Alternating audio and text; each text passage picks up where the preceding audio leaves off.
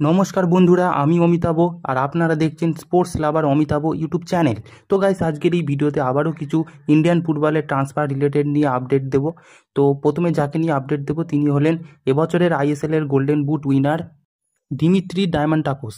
তো ইনি কেরালা ব্লাস্টার্সে এতদিন খেলেছিলেন। তো এনাকে নিয়ে এর আগেও অনেক রকম ট্রান্সফার আপডেট দিয়েছিলাম যে তিনি হয়তো ইস্ট বেঙ্গলেও যেতে পারেন বা অন্য কোনো দলেও যেতে পারেন, বেঙ্গালুরু এফসিতেও চান্স ছিল। কিন্তু হ্যাঁ, সব রকম জল্পনার অবসান ঘটিয়ে তো এই মুহূর্তে ওনাকে নিয়ে যে দুটি ক্লাব ব্যাটেল করছে সেটা হচ্ছে এক নম্বর হচ্ছে ইস্ট বেঙ্গল আর দু নম্বরে আছে হচ্ছে মুম্বাই সিটি এফসি। তো বিভিন্ন সোর্সেস বিভিন্ন রকম জানাচ্ছে, কেউ বলছে ইস্ট বেঙ্গল এগিয়ে আছে, তো কেউ বলছে ইস্ট বেঙ্গলের থেকেও বেশি এগিয়ে আছে মুম্বাই সিটি এফসি।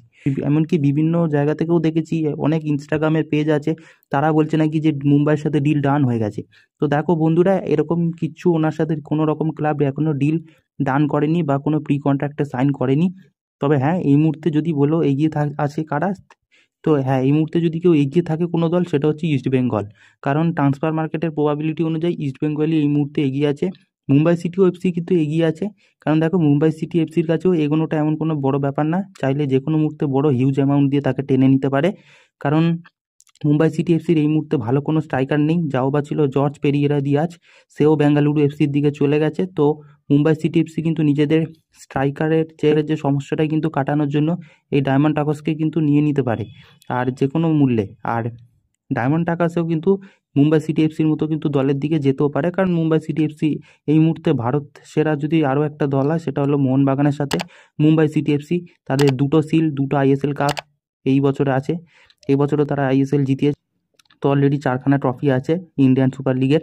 তো সেই ক্ষেত্রে দিমিত্রি ডায়মান্টাকোসও কিন্তু চাইলে যেতে পারে। তিনিও একজন ভালো গোল্ডেন বুট উইনার একজন প্লেয়ার।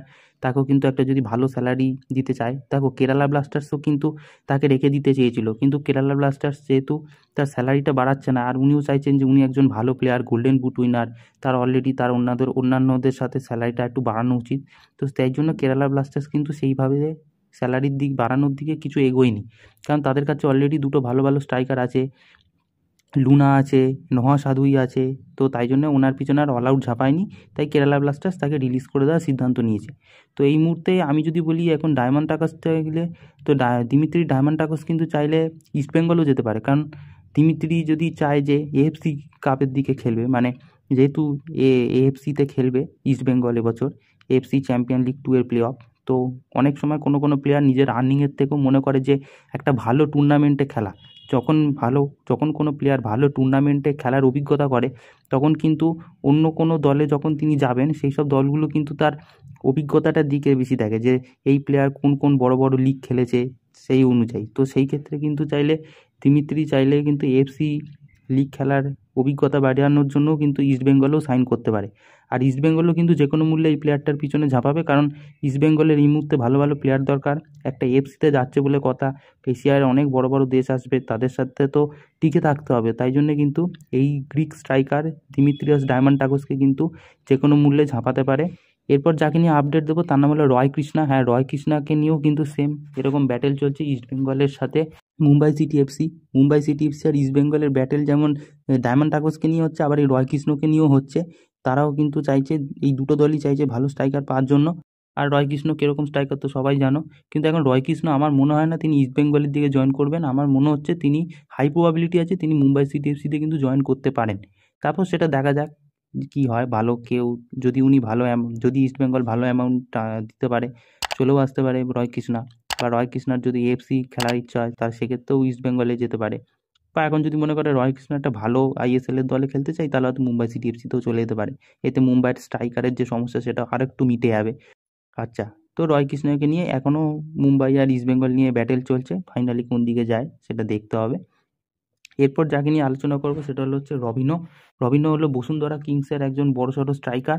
তো এই স্ট্রাইকারকে কিন্তু মোহনবাগানও একসময় অফার করেছিল, কিন্তু ট্রান্সফার ফেল হয়েছিল, কারণ তিনি এই অফারটা অ্যাকসেপ্ট করেনি। তো এই মুহূর্তে দাঁড়িয়ে রবিনো কিন্তু, এই মুহূর্তে দাঁড়িয়ে ইস্ট বেঙ্গলও কিন্তু নিজেদের দলকে ভালো করার জন্য কিন্তু রবিনুকে অফার করেছে। প্রায় কতটাও যাওয়ার চান্স নেই ইস্ট বেঙ্গলে, 40% মতো বলতে পারি, যাবে বলে তো আমার মনে হয় না। বাট ইস্ট বেঙ্গল কিন্তু ইন্টারেস্ট আছে এই স্ট্রাইকারটাকেও নেওয়ার জন্য, অফার করেছে। মানে আজকে ভিডিওটা পুরো ইস্ট বেঙ্গলেরই ট্রান্সফার রিলেটেড আপডেট হচ্ছে, কারণ ইস্ট বেঙ্গল কিন্তু এখন মরিয়া হয়ে উঠেছে ট্রান্সফার মার্কেটে ভালো ভালো প্লেয়ার চুজ করার জন্য, কারণ এএফসি খেলতে হবে।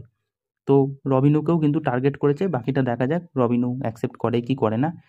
আর এরপর যাকে নিয়ে আলোচনা করবো তার নাম হল হীরা মণ্ডল। হীরা মণ্ডল একজন ডিফেন্ডার, সবাই জানো হীরা মণ্ডল একসময় ইস্ট বেঙ্গলে খেলেওছে, ভালো অবদানও রেখেছে, কিছু কিছু ক্ষেত্রে ভালো ভালো ডিফেন্সও করেছে।